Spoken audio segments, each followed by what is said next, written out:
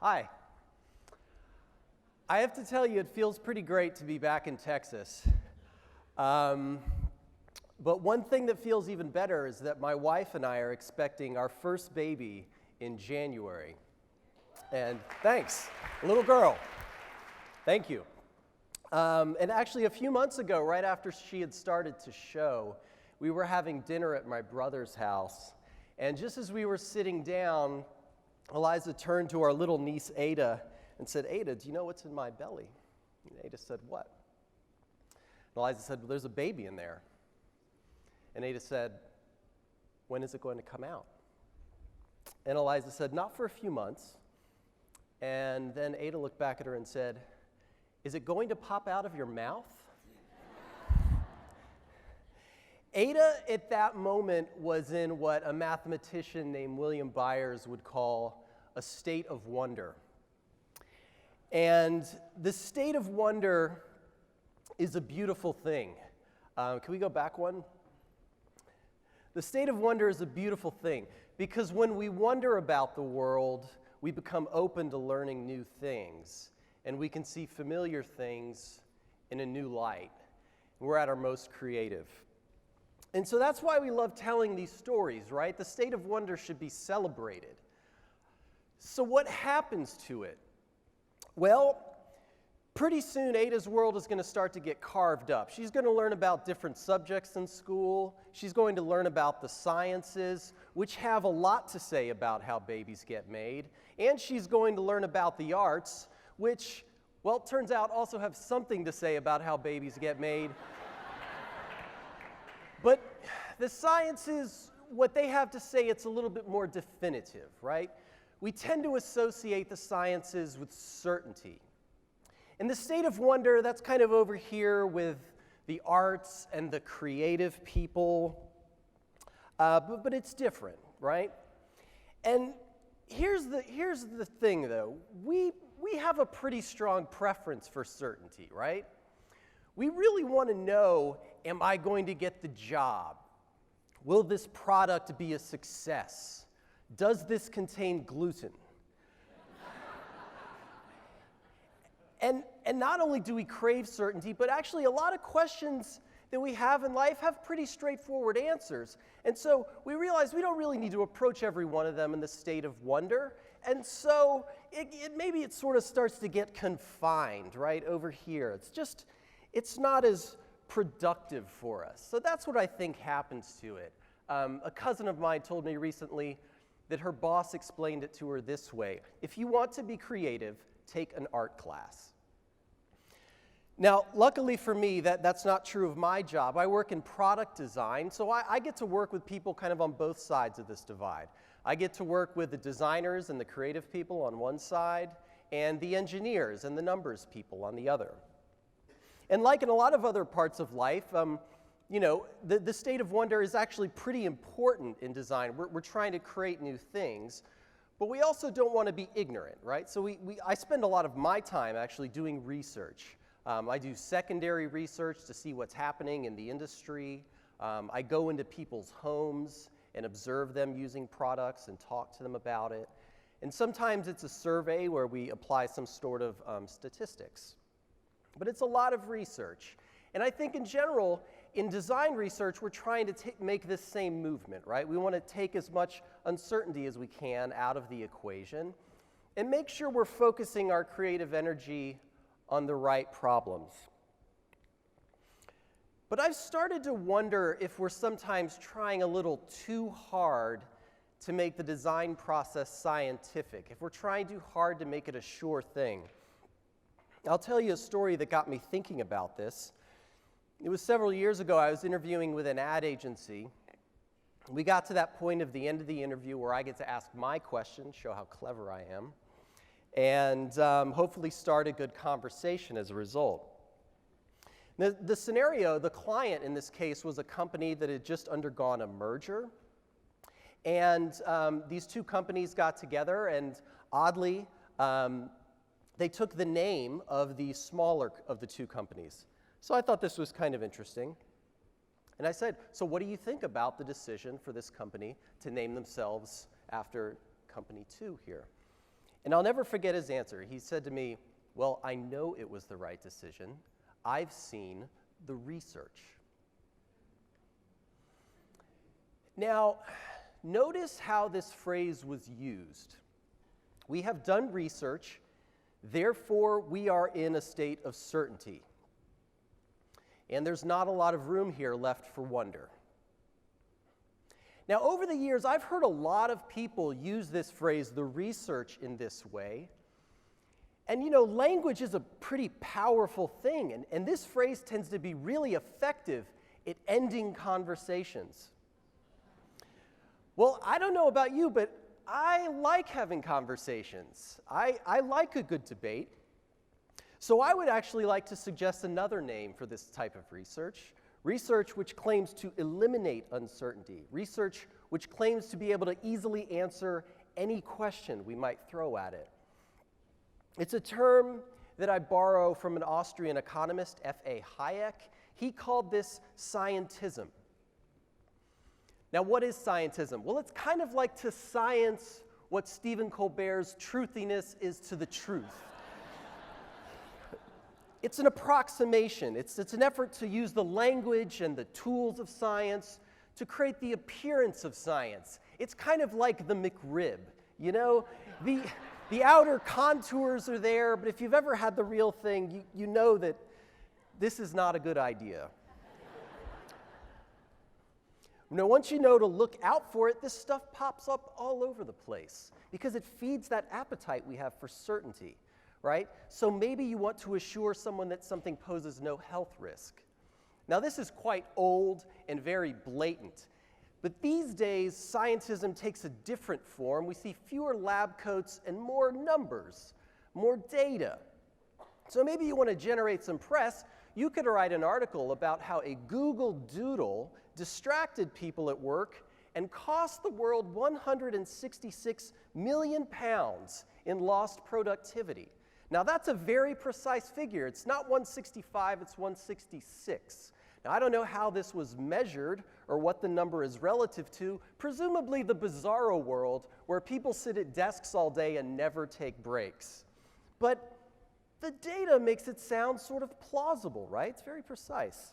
Invoking neuroscience is one of my favorites. If you mention fMRI or the brain, you could pretty much say whatever you want. And you can end up with weird things like this article about math anxiety, which, we learn, it turns out, is not just a fear of numbers, but is a measurable emotional reaction involving something about the brain's hypothalamus.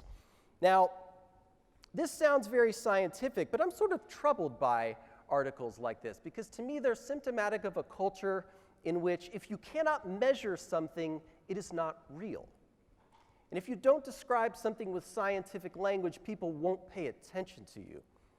But do we really want to live in a world where we require brain scans in order to feel empathy for someone who struggles with math? I don't either. I don't either. So those are a few examples of scientism, trying to create the appearance of science without the essence of science, trying to feed that appetite we have for certainty. And if you do this, it can let you end debate or sell something or just generally kind of have an air of authority. And because it can do these things so effectively, scientism is alluring. It's very tempting for all kinds of people, including designers and many other types of people in the world. But it is a dangerous idea, and it's dangerous for a few reasons. The first is that I think it's just based on a naive idea of how science works. So sometimes we like to think about science almost like a mapping of new territory, and there's kind of the stuff we know where we've gathered the data, and then there are these other places where it's just a matter of time, we're getting there, we'll collect the data, and then we'll know. Behind this map, we imagine a very straightforward process of data collection and generating insight, and then having some sort of knowledge. But I think sometimes a lot of research takes a different form. It's not so straightforward. I think we could maybe start with a belief, and then maybe realize, well, there's a lot of data out there in the world, and we can go looking for data that conforms to the belief we already had, and maybe just start filtering what we see and read and publish based on what conforms to that original belief. Now, this is what's referred to as confirmation bias, and it's one of the many reasons why data alone does not mean that you have science. Of course, now we all know we're entering the era of big data, and while I'm sure this is going to be very exciting and there's going to be a lot of new things we're going to discover, it's also going to make it a lot easier for people to find exactly what they were looking for in the first place. And when you're able to cherry pick your information, when you're able to pull that needle from the haystack quite easily, you can actually find some pretty bizarre things. Like in this chart that made the rounds on the internet recently, showing a striking correlation between the murder rate in the US and the declining market share of the Internet Explorer web browser.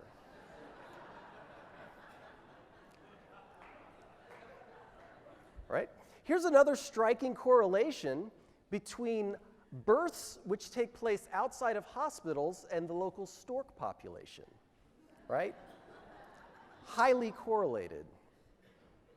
So turning data into knowledge reliably turns out to be a lot more complicated than it might seem. And maybe this is why the journal Nature recently reported that retractions in scientific journals are at an all-time high. So what are we to make of this?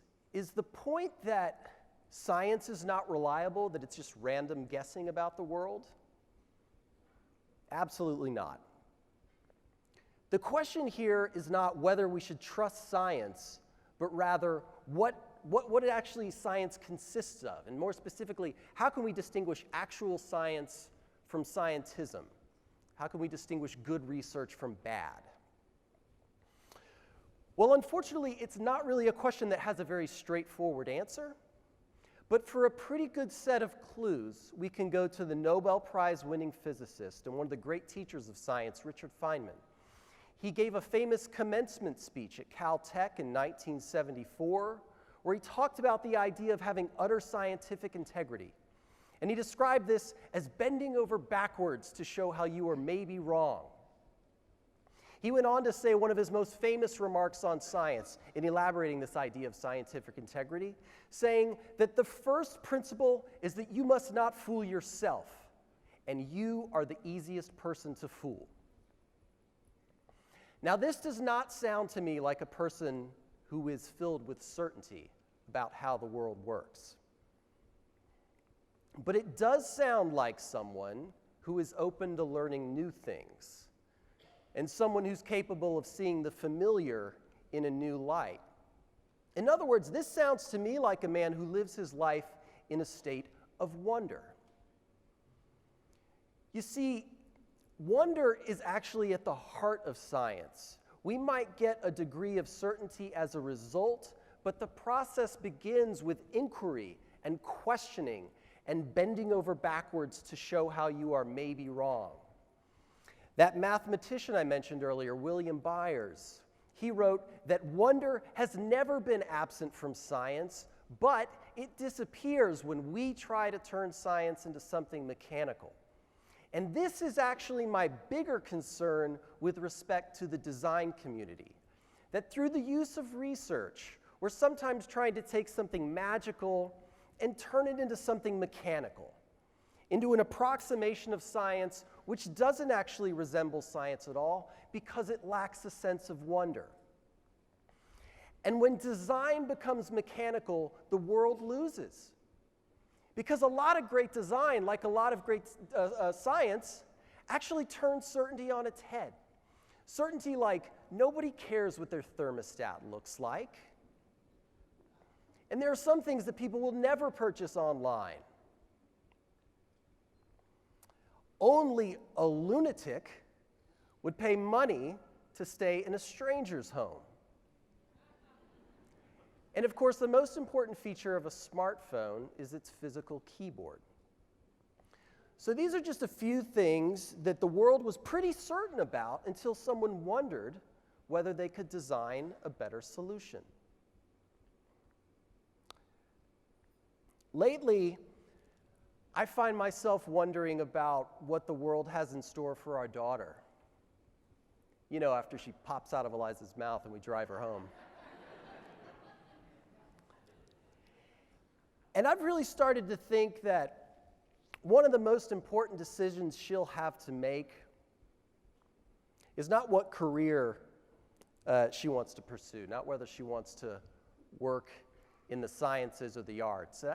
And I think the world has a lot of great things in store for her, but I'm concerned that sometimes our thirst for certainty will actually get in the way of that progress, both in the sciences and design. And so I think that one of the most important decisions she will have to make is the answer to the following question, which I'll leave you with today.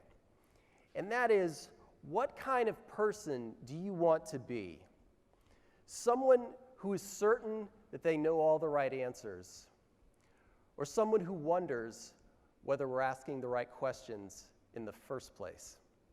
Thank you.